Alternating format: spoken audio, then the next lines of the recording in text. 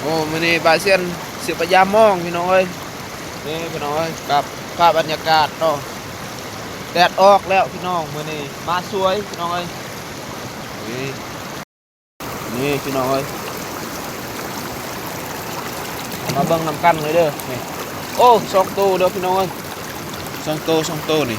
สุดยอดพี่น้องสองตัวมีแต่สองตัวนี่บ่คือว่าบ่มีปลาเนาะพี่น้องเนาะโอ้สามตัวพี่น้องสามตัวมื้อนี้ปลาบ่หลายสามตัว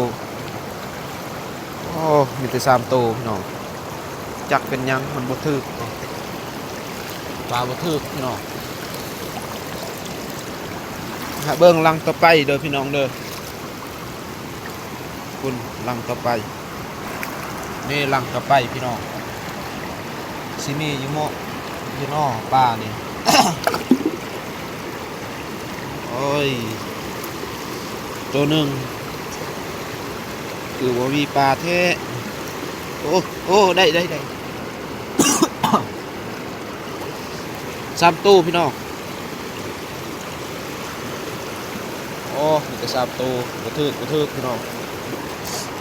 บสนะแล้วนี่บสนะแล้ว